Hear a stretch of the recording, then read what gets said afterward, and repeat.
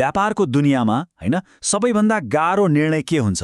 कहाँ लगानी गर्ने, कुन चाहिँ बिजनेसलाई अगाडि बढाउने अनि कुनलाई चाहिँ छोड्दिने हो। यही टाउको दुखाइको समाधानको लागि एउटा एकदमै क्लासिक टुल छ जसको बारेमा आज हामी कुरा गर्दैछौँ, the BCG growth share matrix.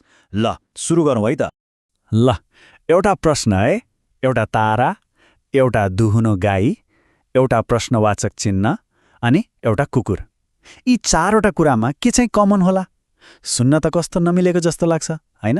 तर विश्वास गर्नुहोस्, बिजनेस स्ट्र्याटेजीको एउटा ठूलो रहस्य यही भित्र लुकेको र यसको उत्तर हो the BCG growth share matrix हो। यी चारवटै कुराहरू तारा, गाई, प्रश्नवाचक चिन्ह र कुकुर यही शक्तिशाली टुलका चारवटा महत्त्वपूर्ण हिस्सा हुन्।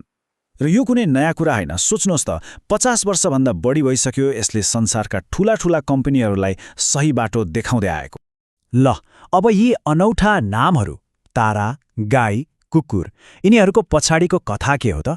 यो बुझ्नको लागि हामी अलिकति समयमा पछाडि फर्किएर हेरौँ, जहाँबाट यो म्याट्रिक्सको सुरुवात भयो। यो कन्सेप्ट आएको हो सन् 1970मा र यसलाई विकसित गर्ने व्यक्ति थिए बोस्टन कन्सल्टिङ ग्रुप अर्थात् बीसीजीका संस्थापक ब्रुस हेन्डरसन। एकछिन कल्पना गरौँ द सन् 1970को दशक। त्यो बेलाका ठूला कम्पनीहरू जसलाई कङ्ग्लोमरेट्स भनिन्थ्यो, उनीहरूको अनेकौं बिजनेस हुन्थ्यो अनि उनीहरू सधैँ एउटा ठूलो दुविधामा हुन्थे। आफ्नो सीमित पैसा कहाँ लगानी गर्ने, कुन बिजनेसलाई अगाडि बढाउने र कुनलाई चाहिँ छोडिदिने हो। ठ्याक्कै यही जटिल प्रश्नको सरल उत्तर खोज्ने क्रममा बीसीजी मैट्रिक्सको जन्म भएको थियो। त्यसो भए यो म्याट्रिक्सले आखिर काम कसरी गर्छ त? हेरौँ है।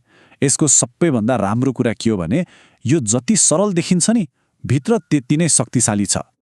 यो म्याट्रिक्स जम्मा दुईवटा कुरामा आधारित छ। यसको जुन ठाडो एक्सिस छ त्यसले मार्केट ग्रोथ रेट देखाउँछ, भनेको कुनै पनि बजार कति छिटो बढिरहेको छ, अनि जुन तेर्सो एक्सिस छ त्यसले देखाउँछ रिलेटिभ मार्केट शेयर, अर्थात् आफ्नो सबैभन्दा ठूलो प्रतिस्पर्धीको तुलनामा कम्पनीको हिस्सा कति छ। ल अब यसको पहिलो खण्डको कुरा गरौँ, क्याश काउज अर्थात् दुहुना गाई। नामैले कति कुरा भन्छ हैन? जसरी एउटा दुहुनो गाईले लगातार दूध दिइरहन्छ, ठीक त्यसरी नै यी प्रडक्ट्सहरूले कम्पनीको लागि लगातार नाफा कमाइरहन्छन्। यिनीहरू खासमा एस्टाब्लिश बजारमा हुन्छन् जहाँ उनीहरूको बलियो पकड भइसकेको हुन्छ। जस्तै चिपोटले रेस्टुरेन्टलाई हेर्न सकिन्छ, जो आफ्नो सुरुवाती ग्रोथपछि एउटा भरपर्दो क्याश काउ बन्यो। स्वयं ब्रुस हेन्डरसनले के भनेका थिए भने हरेक कम्पनीलाई नगद उत्पन्न गर्ने प्रडक्ट चाहिन्छ। क्याश काउको महत्त्व यही एउटा भनाइमा लुकेको छ। वास्तवमा यिनीहरू नै कम्पनीको ग्रोथ इन्जिन हुन् जसले अरू नयाँ बिजनेसमा लगानी जुटाउँछन्। ल अब चारैवटा खण्डलाई एकैचोटि हेरौँ है। पहिलो, स्टार्स, चम्किला ताराहरू जसमा हाई ग्रोथ र हाई मार्केट शेयर दुवै हुन्छ। यिनीहरू भविष्यका क्याश काउ बन्ने ठूलो सम्भावना राख्छन्। त्यसपछि आउँछ क्वेशन मार्क्स। यिनीहरूको भविष्य साँच्चै अनिश्चित छ। बजार त हाई ग्रोथ छ तर शेयर कम। यिनीहरू कि त स्टार बन्छन् कि त डग्स बन्छन्। तेस्रो, क्याश काउज, कम्पनीका भरपर्दा कमाउपुत जसले पैसा मात्रै ल्याउँछन्। र अन्तमा डग्स, कम ग्रोथ कम शेयर। यिनीहरूले प्राय कम्पनीको स्रोत मात्रै खान्छन्, त्यसैले कम्पनीहरू यस्ता बिजनेसबाट बाहिर निस्कने बाटो खोज्छन्। दशकौंसम्म यो म्याट्रिक्स बिजनेस स्ट्र्याटेजीको लागि एउटा बाइबल जस्तै बन्यो। तर समय सधैँ एकैनास रहँदैन हैन र? समय बदलियो, व्यापार गर्ने तरिका बदलियो र एउटा ठूलो प्रश्न उठ्न थाल्यो, के यो 50 वर्ष पुरानो टुल आजको डिजिटल दुनियाँमा पनि उत्तिकै काम लाग्छ त? किनभने आजको बिजनेस रियालिटी पहिलेभन्दा धेरै नै फरक छ। परिवर्तन यति छिटो र अप्रत्याशित छ कि केही भन्नै सकिन्न। पहिले जस्तो बजारमा एकचोटि लिडर भएपछि वर्षौंसम्म टिक्ने जमाना गयो र सबैभन्दा महत्त्वपूर्ण कुरा, धेरै मार्केट शेयर हुनुको मतलब सधैँ धेरै नाफा कमाइन्छ भन्ने ग्यारेन्टी अब रहेन। यो परिवर्तनलाई तथ्याङ्कले झनै छर्लङ्ग पार्छ। जस्तै यो हेरौँ, सन् 1982मा कम्पनीहरूको कुल नाफाको आधाभन्दा बढी अर्थात् 53% क्याश काउबाट आउँथ्यो। भन्नुको मतलब यिनीहरू नै कम्पनीका मुख्य कमाइका स्रोत थिए। तर ठ्याक्कै 30 वर्षपछि सन् 2012मा तस्विर पुरै बदलियो। क्याश काउको योगदान घटेर 40%मा झर्यो। यसले के देखाउँछ भने कम्पनीहरूको नाफा कमाउने स्रोतहरू अब धेरै डाइभर्सिफाइड भइसकेका थिए, एउटामा मात्र निर्भर थिएनन्। र परिवर्तनको गति त्यो त झन् अचम्मको छ। सुन्नुहोस् है, सन् 1992मा कुनै पनि बिजनेस युनिट एउटा क्वाड्रेन्टमा औसत 4 वर्षसम्म रहन्थ्यो, तर 2012सम्म आइपुग्दा त्यो घटेर 2 वर्षभन्दा पनि कम भयो। सोच्नुस् त, कति छिटो प्रडक्ट्सहरू आफ्नो स्थिति बदलिरहेका छन्। त्यसो भए यस्तो तीव्र गतिमा परिवर्तन भइरहेको संसारमा के बीसीजी म्याट्रिक्सले साँच्चै आफ्नो महत्त्व गुमाइसकेको हो त?